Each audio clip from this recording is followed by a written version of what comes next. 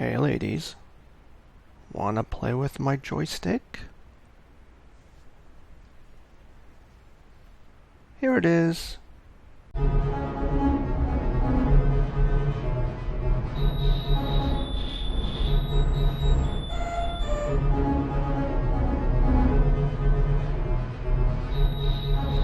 Hi everyone, it's Stan, and this video will replace an older version. The older version having, well, nowhere near as good video and audio quality.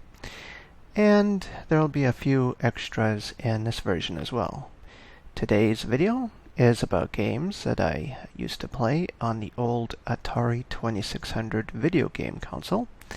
This was late 70s, early 80s technology. And so, let us begin, shall we?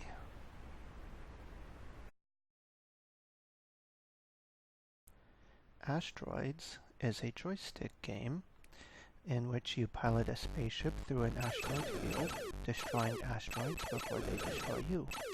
Some game variations include a special feature that is activated by pulling back on the joystick. Some of these game variations have the special feature of hyperspace.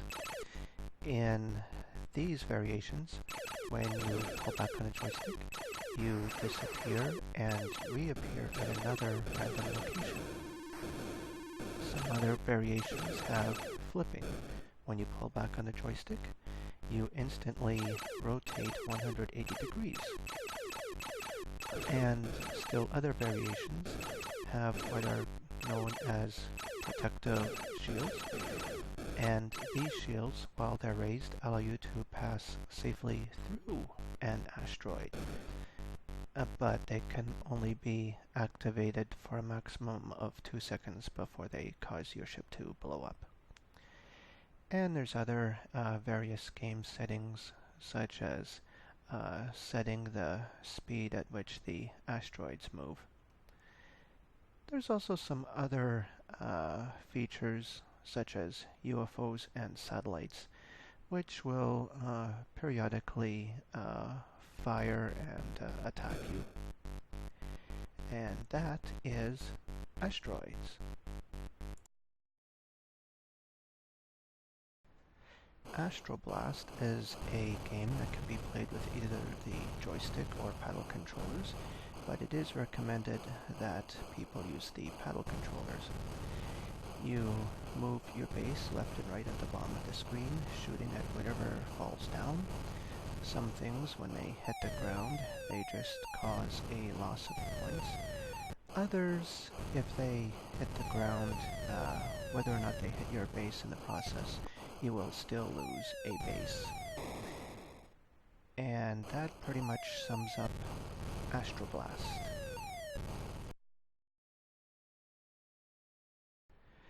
Berzerk is a game played with a joystick. In this game, you maneuver through an electrified maze, being careful not to touch the deadly electrified walls or the deadly robots that are found in each room of the maze. In the first room of the maze, the robots never shoot at you, but depending on the game variation, in subsequent screens, the robots may or may not fire upon you. Other game variations may or may not include a character called Evil Otto. In the variations that have Evil Otto, after a brief period of time, he will appear in the room that you are in, pretty much chasing you as you go. He will kill any robots he touches, and he can go through the walls. Some variations have what are known as Rebound Evil Otto, in which you shoot him, he disappears for a few seconds, and then he comes back. And this can continue indefinitely. Other variations have Invincible Evil Otto. No matter how much you shoot him, he just keeps coming at you. And there's even a special little, I call a feature, Some people might call it a bug, but I call it a feature, in which if you're lined up just right with one of the shots taken by one of the robots, it will pass safely through your player's neck. And that is Berzerk.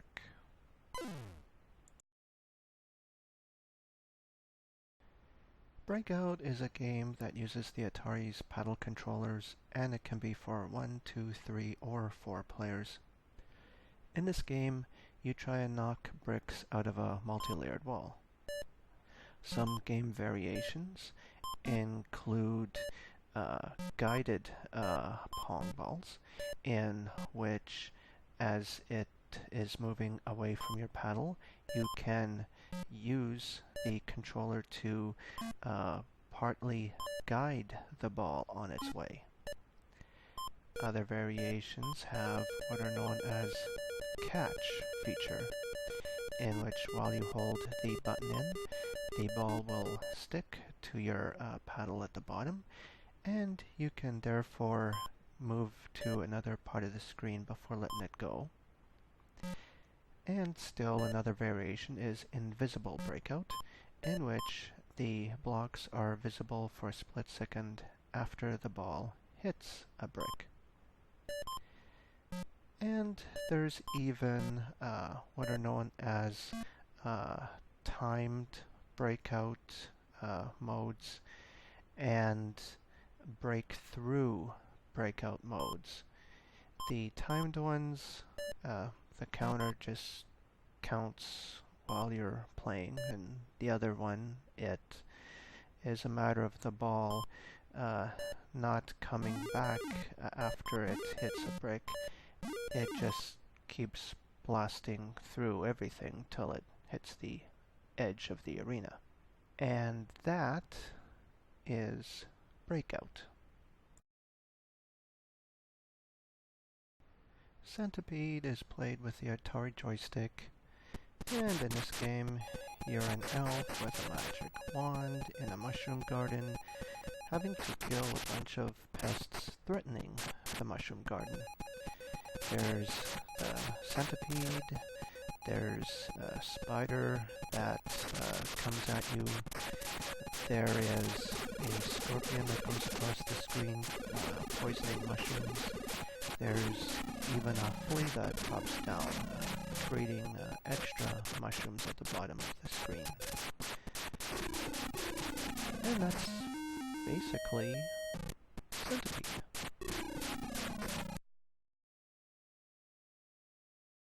Circus Atari is played with the Atari's paddle controllers.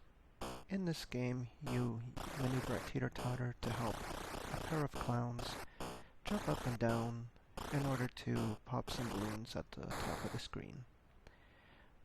The paddle controller's button is used to start each round, and once the round is started, then the button is used to, if need be, rotate the teeter-totter 180 degrees. And there's also a trampoline at the leftmost and rightmost side of the screen as well. And that is Circus Atari. Combat is a game played with the Atari joystick. The cartridge has 27 games in it.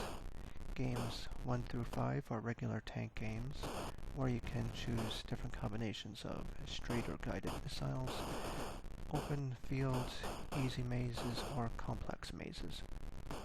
Games 6 through 9 are tank pong games. In these ones, there are also open field, easy maze, and complex maze combinations. But these ones, you can either score a direct hit or billiard hit, or in the case of a couple of them, it has to be a billiard hit in order to register. Games 10 and 11 are invisible tank. In these ones, there's the guided missiles, and either an open field or easy maze. Games 12 through 14 are invisible tank pong, and it's similar to tank pong, but the while tanks are invisible. Games 15 through 20 are the biplanes. Here you can have straight missiles, guided missiles, machine guns even. And you can either have open skies or you can have clouds to hide behind. And game 19 is 2 on 2 and game 20 is 1 versus 3. Games 21 to 27 are the jets, and in these ones you either have straight missiles or guided missiles. There's no machine guns in this one. And the jet games also have either open skies or skies with clouds to hide behind. Jet game 25 is 2 on 2. Game 26 is 1 versus 3. And game 27 is 2 versus 2. And that is combat.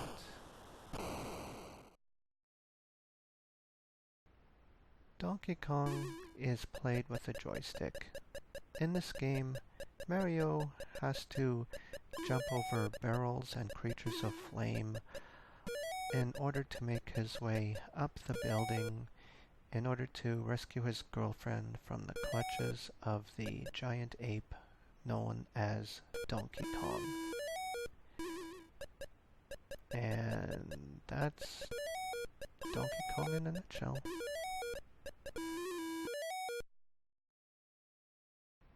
E.T. the Extra-Terrestrial uses the Atari joystick. In this game, you must help E.T. recover the pieces to his interstellar phone so he can phone home. Along the way, he has to deal with an FBI agent, a scientist, has to watch his energy levels, and sometimes he has to make his way out of a hole that he's fallen into. And that is pretty much E.T. in a nutshell.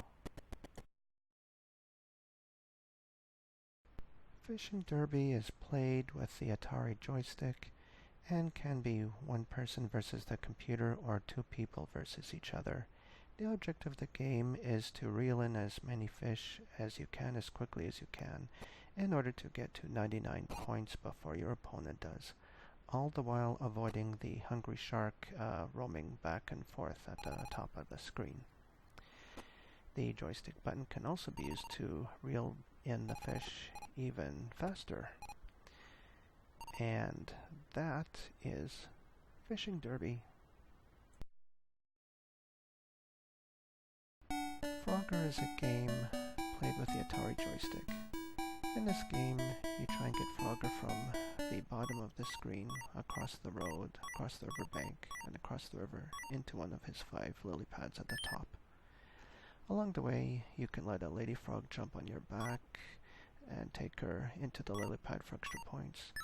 You can even wait until a fly appears in a lily pad and then jump in there for the extra points as well. In higher levels, you have snakes and even alligators to contend with. And depending on the setting of the difficulty switches, you may or may not be able to scroll off the side of the screen while crossing the river. And if not, then, well, of course, you die.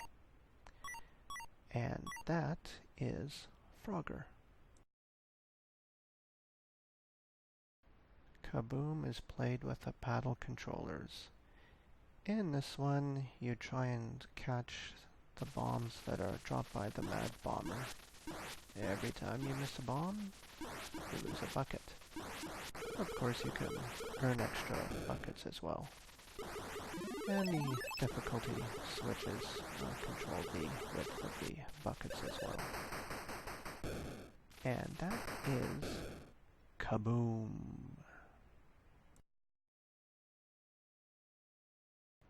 Maze Craze is played with the Atari joysticks.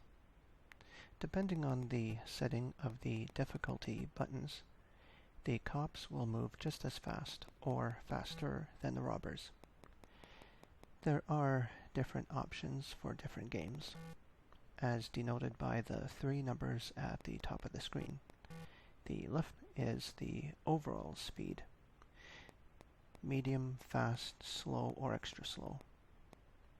The rightmost number is the visibility factor, where all of the maze can be visible, a little bit can be invisible, a lot of it can be invisible, or all of it can be invisible. The middle number is the game variations. In capture, you must capture 3 robbers before you can exit the maze. In 2, 3, or 5 robbers, depending on the game you're playing, there will be 2, 3, or 5 of them on the right side of the screen. They'll try and catch you to knock you out of the game, which would make you basically lose right then and there. But in wounds, you're only paralyzed after robbers touch you, and after a few moments you'll begin to regain your strength and start moving again. In terror, your cop cannot exit the maze until your opponent's knocked out of the maze by the robbers. In blockade, you can set up a phantom wall to confuse your opponent. You can set up as many as you want, but only one at a time, so each time you set up a new blockade, the old one disappears. In automatic peek, the maze will become visible for a brief moment during invisible maze games. Player peek is similar, but in this one, the player can peek at the complete maze by pressing the joystick button, and the maze will show on the screen momentarily. And scouts help for invisible maze games. Your cop has a scout which moves ahead of him. He'll scout randomly, so you are, of course, free to either go along with or ignore his suggestions. And that is Maze Craze. Missile Command is played with the Atari joystick. In this game, you have to defend your cities from enemy attacks. You have one missile base, which contains 3 sets of anti-ballistic missiles. Each set has 10 missiles in it for a total of 30 missiles. Each time your base is hit, you lose the set you're currently using. And each time a city is hit, well, you lose the city, but of course you can earn extra cities in the game as well. And that is Missile Command. Pac-Man uses the Atari joystick. In this version, Atari's version, there are 8 game variations to choose from, and each one can be either 1 or 2 players. When I first saw this version, I was very disappointed in that it is nothing like the arcade game. This is a homebrew version of Pac-Man for the Atari 2600, and of course it uses the joystick. Unlike Atari's version of Pac-Man for the 2600, this one actually stays true to form to the original arcade version.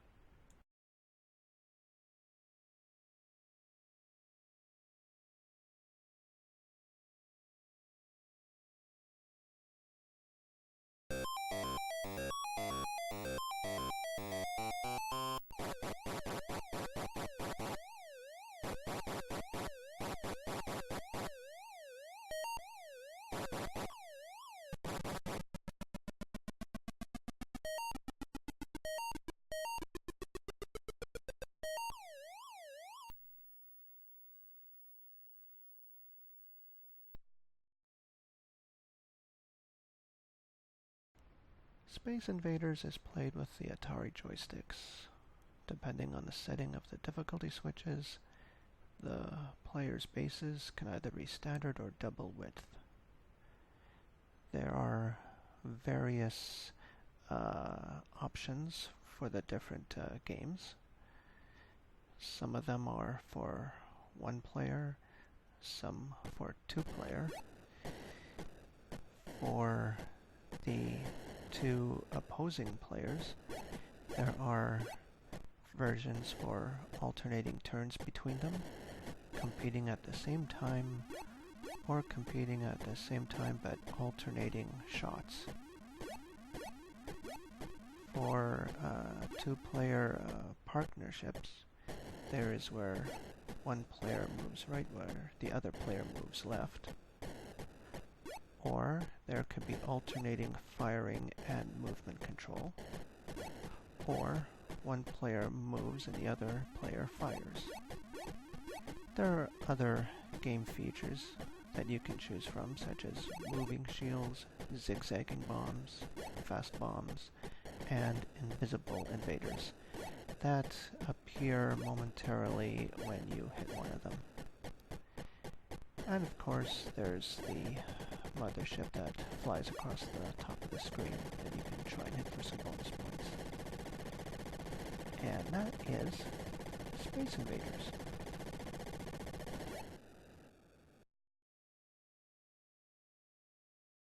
Stampede is played using the Atari joystick. The object of the game is to rope cattle while avoiding hazards on the track. The difficulty switch controls the length of your rope. There are 8 game variations. Game 1, Sidekick level. Game 2, Pilgrim level. Same as Game 1, except the doggies move up and down on the screen. Game 3 is Cowpoke level. Same as Game 1, but there's no set pattern of appearance of the doggies. And Game 4 is the Wrangler level. Same as Game 3, but the doggies move up and down to try and avoid you. Games 5 through 8, well, they're the same patterns as Games 1 through 4, except all the doggies start out at a full gallop. Some of the dangers on the trail, there'll be a skull, and there's also Black Angus that pops up every now and then. And so, that is Stampede.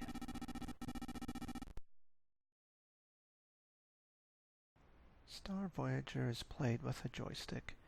In this game, you maneuver your ship, trying to get through star portals, all the while having to contend with enemies that you have to blast out of the stars. The left difficulty button controls the speed of the enemy attacks and star portal appearances. The right difficulty lever controls what type of weapons you use, either lasers or torpedoes. Game variations are as follows. One player opposes a computer-controlled foe, or 2 takes on a 2-player version. You can team up as pilot and weapons officer, or for a combative challenge, the left joystick operates Star Voyager, and the right joystick maneuvers the enemy ships and controls pulsar bomb fire.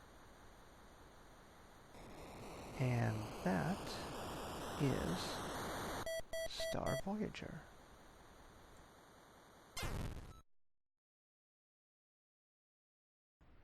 Vanguard is played with a joystick. In this game, you maneuver your ship through caverns, shooting at enemies, and getting energy recharges, which temporarily make you invincible.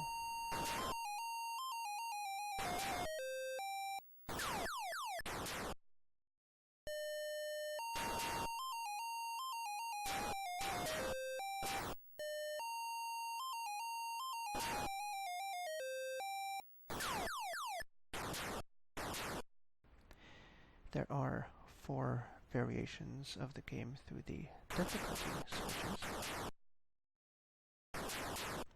If both switches are in the A position, then press the joystick button and move the joystick in the direction you want to fire, and then release the button to stop firing.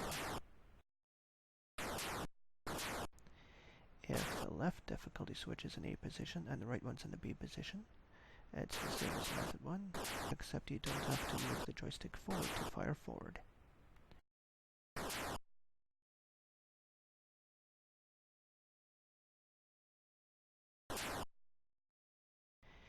If the left button is in the B position and the right one's in A position, then you move the joystick in the direction you want to fire, and then press the joystick button to stop firing. And if both difficulty switches are in the B position, it's the same as method 3, except that the forward gun fires automatically.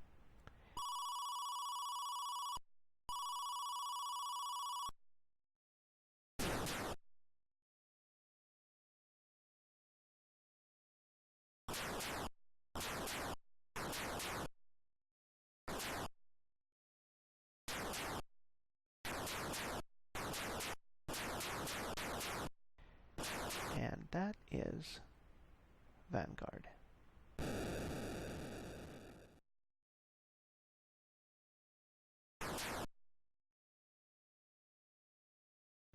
Yars Revenge is a game played with the Atari joystick.